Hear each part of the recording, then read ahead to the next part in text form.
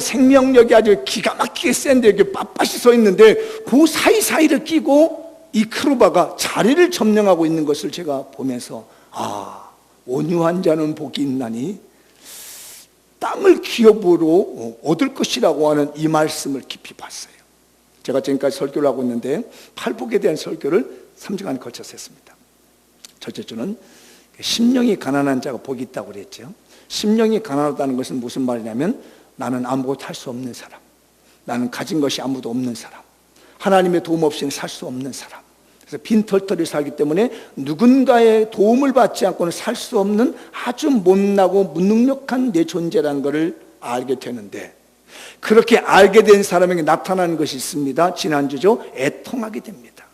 애통하는 것은 무엇이냐면요, 죽은 사람 앞에서 흐르는 눈물인 거예요. 슬피 통곡하는 눈물. 그러니까 내가 하나님 앞에 서서 보니까 아무것도 할 수 없고 아무 능력도 없고 하나님의 도움 없이는 한치도 살 수 없는 무능력한 존재요, 죽어져 있는 존재라는 걸 깨닫고 난 다음에 이 가슴에서 흘러나오는 뜨거운 통곡의 눈물이 흘리더라는 얘기입니다. 그리고 난 다음에 오늘 세 번째로 넘어왔는데 온유함이 만들어집니다. 이 온유함이 나로 말미암아 만들어지는 것이 아니라 하나님의 성령이 내 안에 들어와서 너는 아무것도 할 수 없는 존재야, 아무것도 아니야, 무능력한 존재야, 아무것도 볼 수 없잖아, 네가 한 게 뭐 있으란 걸 깨닫게 되면서 나는 죽은 존재구나 하면서 내 안에 우르시는 성령의 통곡을 통해서 눈물을 흘리고 나니까 성령께서 우리 안에 만들어진 열매가 있는데 온유라고 하는 열매를 여기다 탁 넣어주더란 얘기입니다.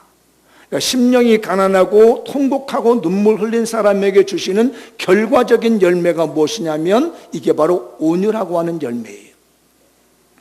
갈라디아서의 5장에 보면은 이 말씀을 아주 잘 설명해 주고 있습니다. 오늘 22절과 23절인데 다 같이 한번 읽어보도록 하죠. 오직 성령의 열매는 사랑과 희락과 화평과 온유와 오래 참음과 자비와 양성과 충성과 온유와 절제니 이 같은 법을 금지할 법이 없느니라. 성령의 열매라는 얘기예요.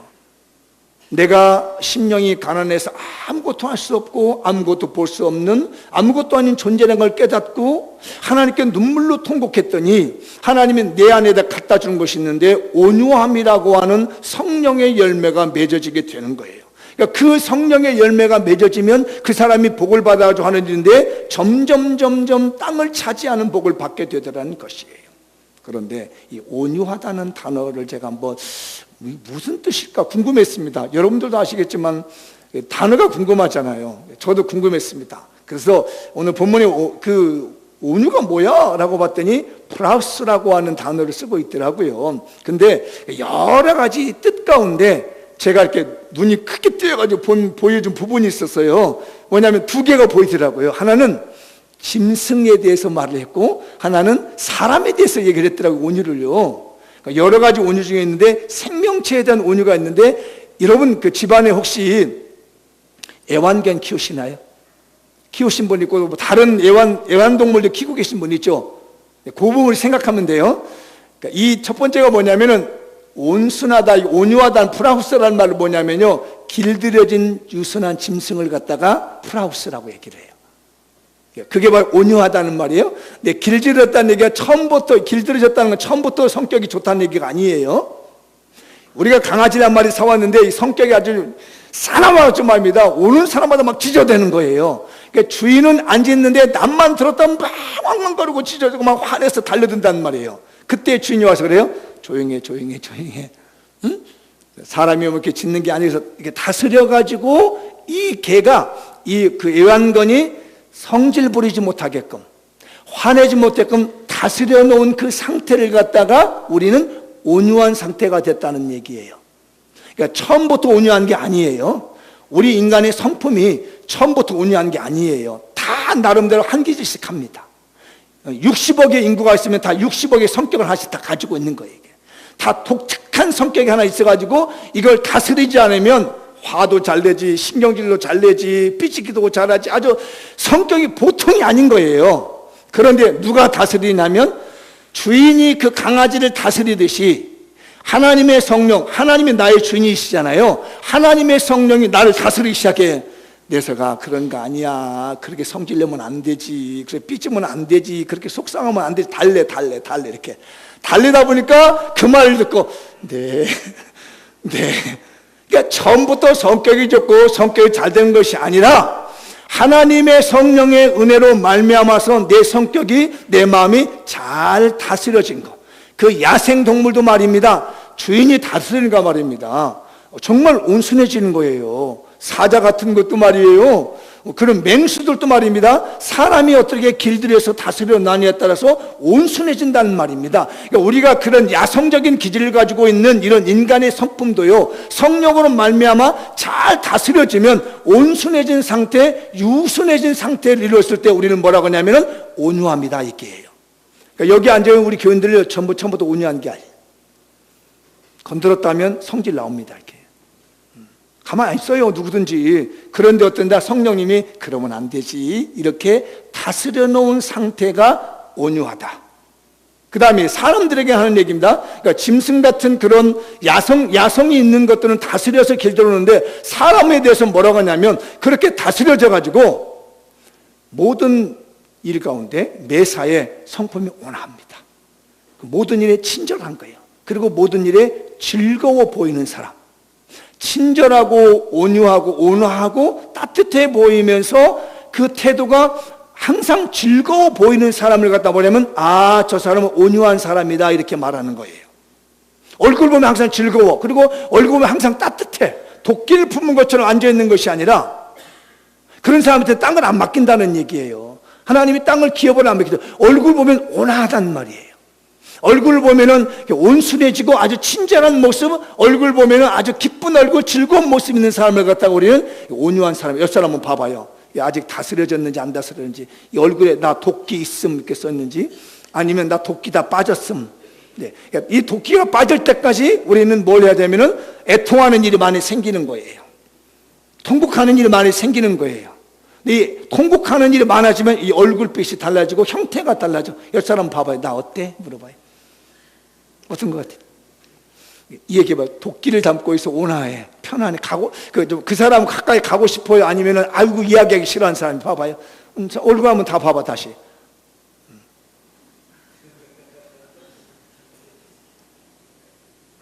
그런데요, 이 온유함이라는 단어를 누구한테 쓰느냐면요, 모욕을 당하고도요, 발음 잘 목욕당하고가 아니에요. 모욕을 당하고도 화를 내지 않는 현명한 사람들을 표현할 때 브라우스 그래요.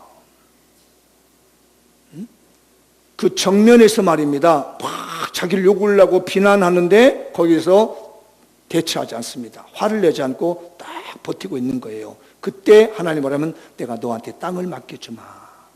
넌 참 온유한 사람이구나. 저기서 한마디 하면 10마디 던지는 사람은 온유하다고 말하지 않습니다. 그런데 이 온유함의 최고의 이상은 뭐냐면 통치자예요. 이 땅을 기업으로 받는다는 얘기는 땅을 다스릴 수 있는 능력을 준다는 얘기잖아요. 그래서 온유한 사람은 뭘 받느냐면은 다스릴 수 있는 은혜를 준 겁니다. 그래서 브라우스 하면 저 사람은 다스릴 줄 아는 사람, 이 얘기를 하는 거예요. 자기 마음을 다스리는 사람은 성을 빼앗은 군주보다 낫다고 얘기를 하는 거예요. 이 사람은 정말 온유하다는 것은 잘 통치를 잘하는구나, 자기를 잘 다스리는가. 그런데 이걸 대명사로 쓰면 뭐라고 하냐면요, 온유한 사람 이렇게 말을 하면 높은 지위에 있는 사람이라고 칭찬해 주는 말이에요. 만약에 제가 여기 있는 권사님한테, 참 권사님은 온유하십니다 라고 하면요, 요 분은 어떻게 되냐면은 높은 지위에 있는 분이십니다 라는 말과 똑같다는 얘기예요. 그런 마음으로 이렇게 옆 사람에게 그렇든 안 그렇든 그렇게 될 줄 믿고, 아니면 또 그렇다는 거 믿고 그 뒷말을 잊지 말고 이렇게 말해요. 당신은 온유하신 분입니다. 시작. 예, 근데 얼굴이 이렇게, 근데 온유하다는데 당신은 온유하, 이렇게 하면 안 되지. 얼굴을 온화하게 하고 온유하다고 해요. 시작. 당신은 온유하신 분입니다. 이게 최고의 높은 지위에 있는 사람을 칭찬하는 겁니다. 우리 장로님들 향해서 시작. 우리 장로님들은 온유하신 분들입니다. 시작. 아니 그 다음에 권사님들, 권사님들 향해서 우리 권사님들은 다 온유하신 분들입니다. 시작. 여러분 안수 집사님도 계시죠? 안수 집사님자 시작. 그게 최고의 찬사입니다. 이 단어가 주는 최고의 찬사가 뭐냐면 당신은 온유하신 분입니다. 이게 최고의 성경이 말하는 찬사고, 그분이 땅을 다스려서 정복해 나갈 수 있는 그런 인격과 신앙과 삶을 가지고 있는 사람이라는 거예요. 그런데 오늘 성경에 보니까 진짜 어려운 성경이 제가 있어요. 정말 이걸 이제 푸는데 어려웠습니다. 여러분들이 오늘요 정신 바짝 들고 요 성경을 들으십시오. 뒷부분은 쉬운데 이 부분이 제일 어려운 부분입니다. 오해할 수 있으니까요. 이 시간에 다른 생각하면 오해하고 갈 수 있습니다. 자, 읽어보죠. 권력에 의해 닥쳐오는 사회적 착취를 온유함으로 감당하십시다. 한 번만 더 읽어보죠. 어려운 문장이라 시작. 권력에 의해서 닥쳐오는 사회적인 착취를 온유함으로 감당합시다. 제가 이 부분을 뭐라 하냐면 사회적 온유함이란 말을 제가 만들어 봤어요. 따라서 합시다. 사회적 온유함. 다시 한번 사회적 온유함. 권력을 가지고 있는 사람이 힘이 없는 나를 와가지고 내 권리를 찾아 뺏어가고 내 재산을 뺏어간단 말이에요. 그때 내가 아무것도 할 수 없잖아요. 아까 말씀드렸죠. 심령이 가난했기 때문에 아무 능력이 없어. 방어할 능력이 없고 저항할 능력이 없고 거기에 대해서 맞대응할 만한 하나도 없는 상태에 이른 사람을 갖다가 뭐라고 하냐면 그 사람을 온유하다고 얘기를 하는 거예요. 자, 권력과 힘이 없어서 사회적 권리와 재산들을 누군가의 힘 있는 사람에게 착취를 당했는데 그 내가 왜 뺏어가세요? 라고 말을 못한단 말이에요. 왜? 너무 큰 분이 뺏어가 버린 거라. 너무 힘 있는 사람이 말하기 때문에 내가 입 한 번 뻥끗 못하고 아무 소리 못하고 벙어리 냉각심 하듯이 아무 말도 못하고 있는 상태에서 이 사람이 할 수 있는 건 뭐냐면은 하나님만 바라보는 이 사람. 물론 요즘 누가 내 거 권리 뺏어가고 누가 착취해가면 요즘은 뭐 법원에 가서 소송하고 그러잖아요. 요즘은 또 이렇게 인터넷에서 노동자 편이 많이 썼기 때문에 올려가지고 탁 하면은 사용자들을 뭐 이렇게 벌금을 물린다든지 제한을 시키는 일들이 좀 많이 있잖아요. 그러나 이 고대 이스라엘 사회에서는 그렇지 않았어요. 힘 있는 사람이 내 것을 뺏어가면 말을 못해. 왜? 고소해봤자 힘 있는 사람에서 연루되어 있기 때문에 말이에요. 재판관이 이 힘 없는 사람의 도움이 되는 게 아니에요.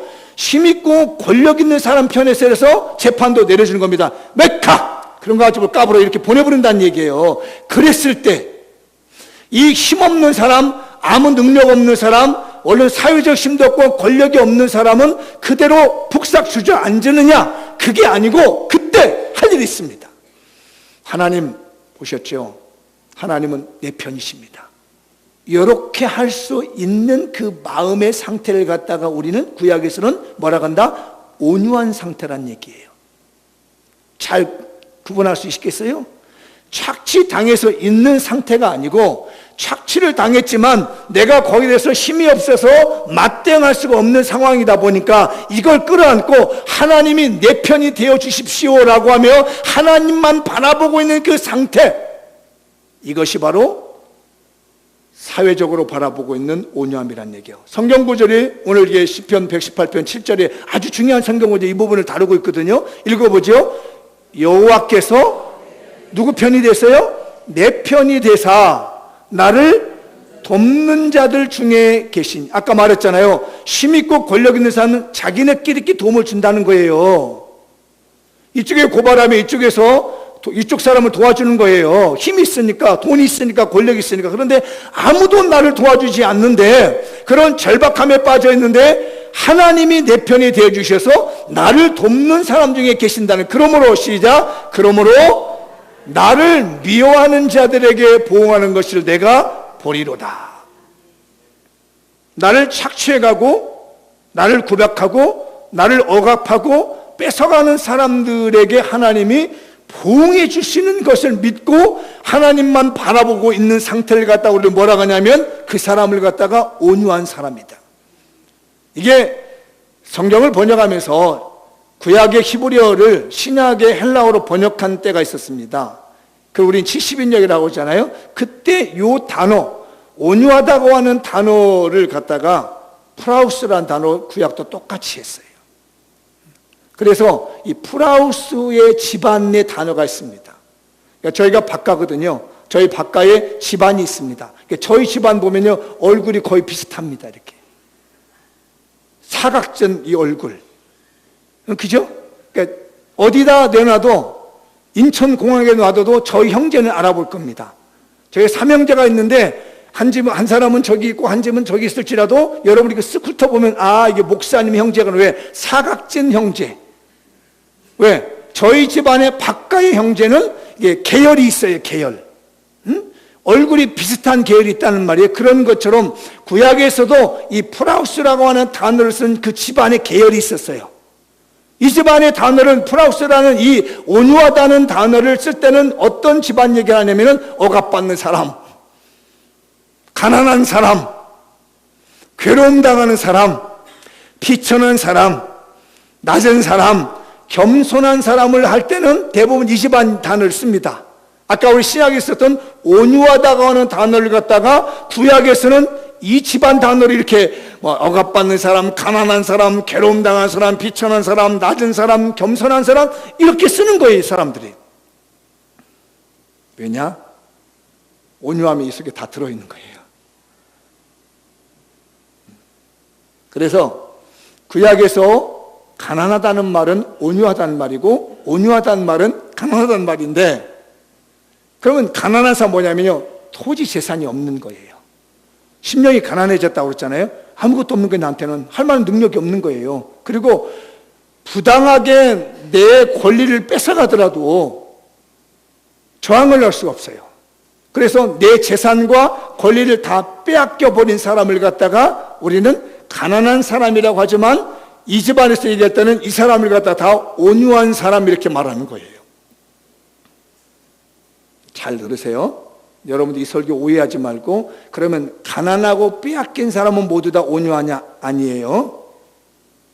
여러분의 권리를 뺏어가고 여러분의 재산 뺏어간다 해서 가만히 있는다 해서 온유한 거 아니에요. 오늘날은 대처해서 내 권리를 찾는 거예요. 법이 있어요. 아시겠지요? 찾아내는 그 얘기하는 거 아니에요. 그걸 찾아오지 말라는 얘기가 아닌 겁니다. 그런 모든 상황, 내 걸 다 뺏겼는데도, 내 걸 다 뺏어갔는데도 내가 도저히 저항할 수 없는 상태에 이르렀을 때, 이때 하나님을 바라보며 그분이 뭔가 해줄 것을 간절히 소망하고 있는 이 마음 상태, 이걸 갖다가 우리 뭐라고 한다고요? 온유하다고 말한다. 옆 사람이 나를 계속 괴롭히는 겁니다. 나를 힘들게 합니다. 근데 내가 맞대응할 수가 없는 존재예요. 우리 목사님이 우리 권사님을 계속 이렇게 고박해. 계속 고박한데 이 권사님이 나를 보고 대항할 수가 없어요. 왜? 목사님이니까. 목사님이니까 저항을 못하는 거예요. 그러니까 하나님, 나는 권사고요, 상대방은 목사님인데요, 내가 대놓고 목사님한테 뭐라고 하겠어요? 나는 아무것도 할 수 없어요 라고 하며 자기의 한탄한 마음을 하나님이 내 편이 되어주셔야 되겠습니다 라고 하면 하나님이 들으시고, 그래? 이것 봐라, 건방지네, 목사가 그래? 라고 하면서 하나님의 당신의 종이라 할지라도 이 목사를 부당하게 대하면 하나님이 거기에 대해서 그에 상응하는 징벌을 내리는 거예요.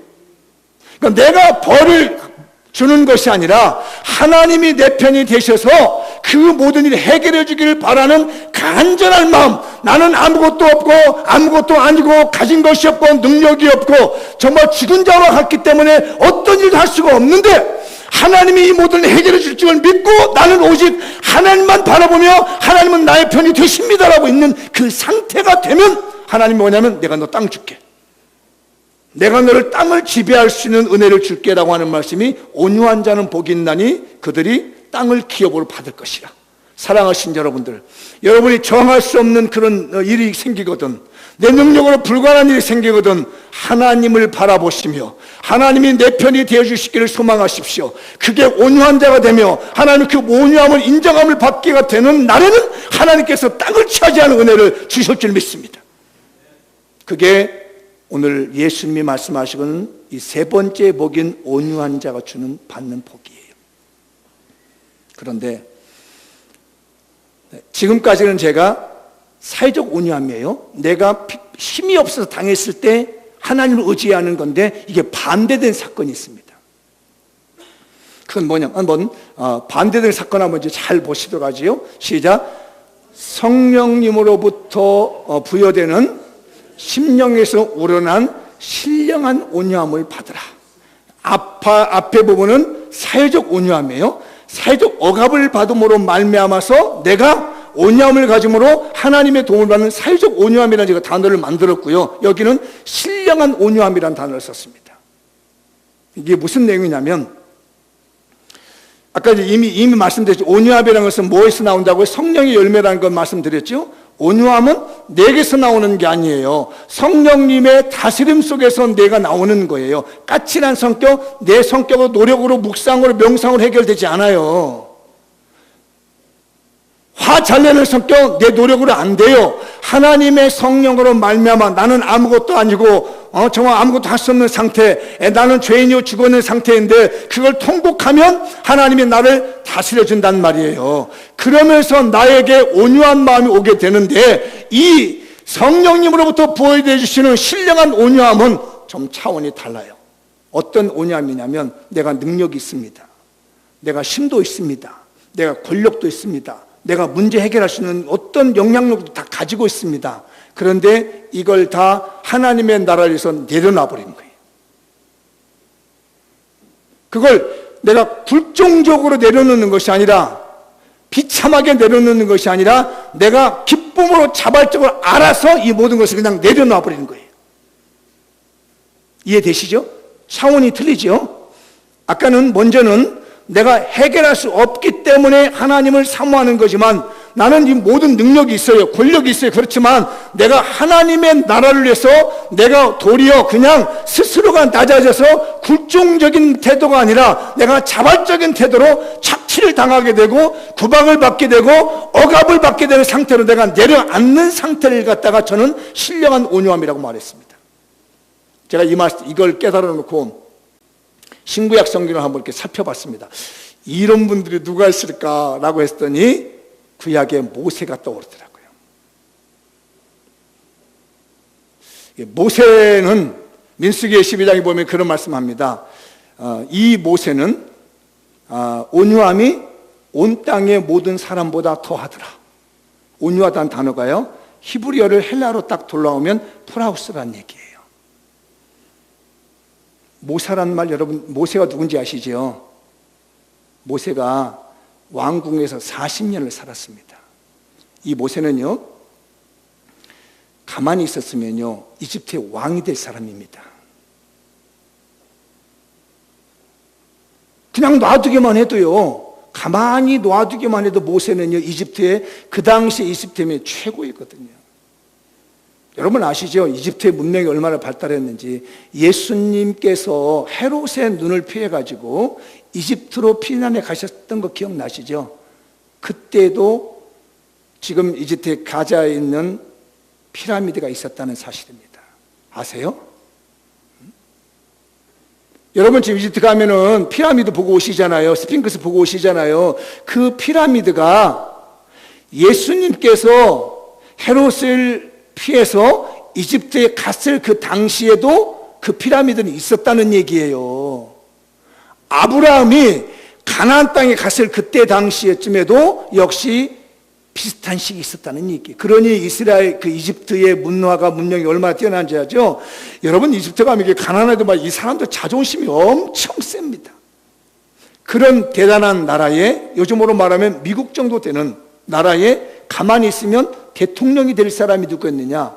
가만히 있기만 하면 왕권을 잡을 수 있는 사람이 누구였냐면 모세였다는 얘기예요. 이해되셨어요? 그런데 이거 내려놔 버린 겁니다. 뭐 때문에요? 자기 동족 때문에 내려놔 버렸어요. 그래서 그가 40년 동안 어디서 살아요? 광야에서 살아요. 텐트 속에 살아요. 사막에서 살아요. 이게 바로 오늘 민수기가 말하고 있는 12장이 말하고 있는 온유함이었던 거예요. 자기가 굴종적으로 내려가는 것이 아니라 자기 스스로가 모든 권력을 내려놓고 모든 힘을 내려놓고 그냥 낮은 자로 그냥 들어가 버린 상태를 갖다가 온유하다는 얘기예요. 저는 우리 교회 교인들이 이런 분이 많았으면 좋겠습니다. 우리 대한민국에 저는 이런 많은 정치인들이, 많은 이런 예술인들이, 많은 리더들이 많이 나오길 바랍니다. 많은 힘이 있고 권력이 있지만 스스로가 낮은 자로 와서 하나님 앞에 설 수 있는 이런 사람들 말이에요. 그래서 이것을 갖다가 히브리서에서는 잘 설명해 주고 있습니다. 11장 24절부터 쭉 읽어 내려가 보도록 하죠. 시작. 믿음으로 모세는 장성하여 바로의 공주의 아들이라 칭함을 받기를 것이라. 여기 잘 보세요. 바로의 공주의 아들이라는 얘기는요, 다음번에 왕이 될 수 있는 권한을 가지고 있는 사람이라는 얘기예요. 근데 그거를 딱 거절합니다. 그 다음에 도리어 하나님의 백성과 함께 고난받기를 잠시 세상의 낙을 누리는 것보다 더 좋아했다. 이 세상 잠깐 왕이 돼서 뭐 하겠느냐는 얘기예요. 길어봤자 40년, 50년인데 그까짓 50년 왕의 자리에 앉아서 시드는 것보다 나는 차라리 하나님의 백성들과 함께 고난받는 자리로 내가 내려가야 되겠다. 그래서 온유하다는 말을 쓰는 거예요. 우리도 그걸 보잖아요. 분명히 저분이 힘이 있어요. 권력이 있는데 정면에 대놓고 뭐라고 했는데도 아무 말씀 안 하시는 거예요. 나와 그를 비교해보면 말도 안 되는데 그냥 내가 막 뭐라고 했습니다. 근데 이분이 그 얘기를 듣고 아무 말도 안 해버리는 겁니다. 그냥 표정으로, 온화한 표정으로 나를 바라보고 있는 거예요.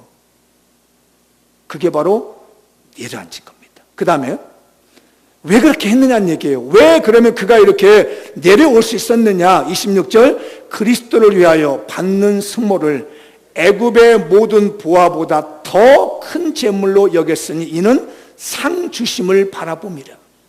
왜 그렇게 그 모세가 밑으로 내려갈 수 있었느냐. 그것은 잠깐 세상의 권력 잡는 것보다 하나님 나라에 가서 영원토록 상을 받을 것 생각해서 오히려 더 이집트의 왕보다 그리스도를 위하여서 이 백성들과 40년간 고생하며 동고동락 하는 것이 더 훨씬 낫다고 판단하고 믿음의 결정을 하고 온유함을 마음을 가지고 그냥 밑바닥으로 내려갔더니 지금은요, 유대인들 보면요, 모세 이름하며 최고의 율법의 선지자로 여깁니다. 유대 땅을 다 점령하고 있습니다. 모세라는 이름이 말이에요. 아시나요? 창세기, 출애굽기, 레위기, 민수기, 신명기라고 하는 책에 모세가 쓴 오경인데요, 성경이 들어가는 모든 땅마다 말입니다, 모세 오경의 말씀이 그 땅을 다 지배하고 있는 거 아세요? 온유함이 뛰어난 것입니다. 사랑하는 우리 성도들이여, 신령한 온유함이 우리 교회에 흘러넘치기 바라며, 신령한 온유함이 여러분의 집안에도 흘러넘치기를 원하며, 신령한 온유함이 우리 대한민국에도 흘러넘치기를 저는 바랍니다. 내가 힘이 있지만 그 힘을 쓰지 않고 우리도 그리스도로 밑으로 내려가는 거예요. 이렇게 생각해 보니까 또 신약이 또 떠올랐어요. 구약만 하면 안 될 것 같아서 신약은 누구일까 해서 뭐 두말할 것도 없죠. 여러분 누구예요? 신약의 온유함의 최강자 예수 그리스도. 당신이 직접 말씀하시잖아요. 마태복음 11장 29절 30절 시작. 나는 마음이 온유하고 프라우스. 나는 마음이 온유하고 겸손하니. 아까 똑같은 얘기하죠. 나의 멍에를 메고 내게 배우라. 그리하면 너희 마음의 힘을 얻으리니 이는 내 멍에는 쉽고 내 집은 가벼웁니다 하시니라. 여러분, 예수님이 어떤 분이셨어요? 예수님이 어떤 분이세요? 하나님이세요. 아시죠? 온 천지 만물을 창조하신 하나님이 예수님이시란 말이에요. 근데 그런 예수님이 뭐가 아쉬워서 인간의 몸으로 오시냐고 말이에요. 하나님이신 예수님이 뭘 불편한 게 있다고 뭐하러 죄인된 인간의 모습으로 와야 될 이유가 하나도 없단 말입니다. 그런데 이렇게 권력이 많으시고 능력이 무한하신 하나님이신 예수님께서 그냥 우리 죄인의 모습으로 오신 거예요. 그래서 뭐라고 해요? 나는 온유하니. 지금도 말입니다. 예수님의 이름이 들어가는 곳곳마다 뭐가 나와요? 예수님이 그 나라를 지배하고 있습니다. 130여 년 전에 우리 대한민국은요, 예수라는 이름이 없었습니다. 그런데 130여 년 전에 우리 땅에 누가 들어오시냐면 이 온유하신 예수님이 이 땅에 들어와서 점령하기 시작했습니다. 그래서 이 예수님이라고 하는 이분의 이름이 이 땅에 들어와서 점령하기 시작하더니 130년이 지난 이곳에 곳곳마다 예수 천국, 예수 복음, 예수 은혜, 예수 구원이라고 하는 그 놀라운 정복의 역사가, 구원의 역사가 땅을 차지하고 있으며 대한민국의 땅을 기업으로 만들고 있는 것이 예수 그리스도이신 것이에요. 이건 신령한 온유함이 예수님을 통해서 나타나고 있는 비결입니다. 다른 게 아닙니다. 온유함, 그러니까 내가 스스로 권력 있지만 낮아져서 예수님처럼 복음을 위해 헌신하는 그 자리가 있다면 하나님께서는 그 사람으로 말미암아 땅을 차지하게 되며 세계 열방이 예수님으로 말미암아 땅이 정복되고 있고 예수 믿는 사람들이 땅을 기업으로 얻고 있는 놀라운 역사가 있는 거예요. 내가 할 수 있지만, 능력 있지만 예수님 때문에, 하나님 나라 때문에 스스로가 없는 자처럼, 착취당하는 자처럼, 부족한 자처럼, 억압받는 자처럼, 낮은 자처럼 내려앉는 것인 거예요. 우리 교인들 이 예수님의 온유함의 은혜를 받으셔서 여러분 어디 가든지 땅을 기업으로 받으시기 바랍니다. 1939년 9월 1일이죠. 독일이 폴란드를 공격하면서 일어난 전쟁이 있습니다. 그 전쟁이 언제 끝나면 1945년 8월 15일에 일본이 항복하면서 끝난 전쟁이죠. 이른바 2차 세계대전입니다. 그때 2차 세계대전에 주역이 있었죠. 영국의 수상이죠. 윈스턴 처칠입니다. 적대국이었던 유명한 또 지도자가 있죠. 독일의 히틀러, 이탈리아의 무솔리니입니다. 요 세 사람을 가지고, 물론 아이젠하워도 있습니다. 미국의 아이젠하워 대통령도 있지만 요 세 사람을 가지고 풍자한 내용이 있더라고요.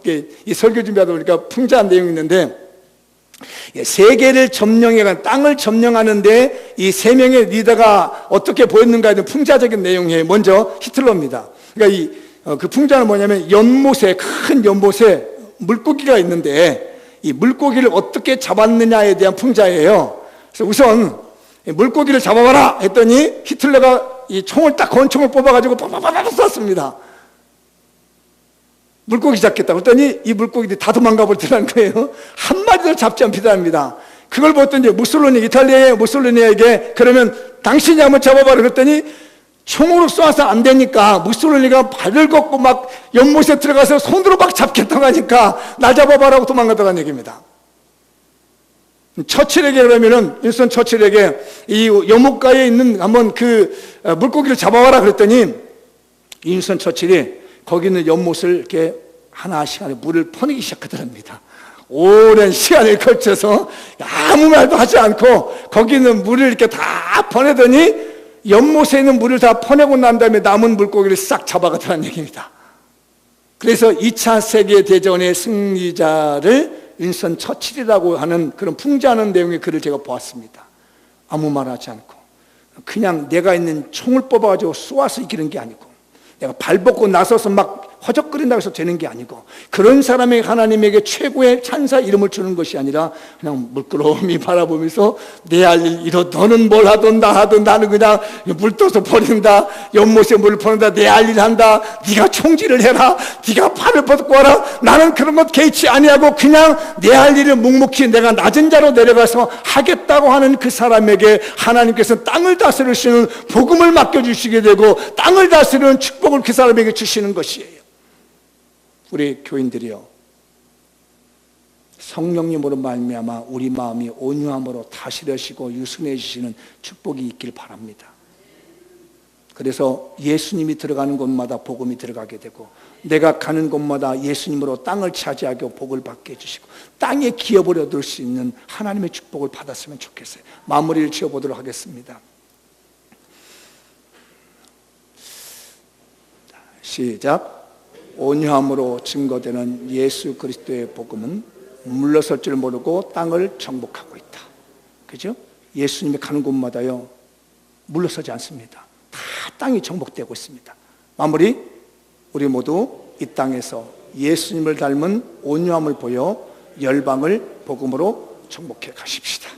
우리 장미연 교회가 다른 걸로 이 땅을 정복하는 것이 아니라 예수 그리스도의 복음을 가지고, 그들이 우리를 억압해서 우리가 어떤 대안을 세울 수 없는 상태라면 하나님을 사모하며 하나님이 내 편 되어달라고 기도하시고, 내가 권력을 가지고 힘이 있다면 이 힘과 권력을 쓰지 않고 하나님의 일을 해서 내가 낮은 자로 내려가서 이 땅에 하나님이 다스려지는 나라가 되고 복된 나라가 될 수 있도록 우리를 헌신할 수 있는 마음이 온유한 자, 심령이 온유한 자의 복을 받는 장미연교가 되길 주의 이름으로 축복합니다.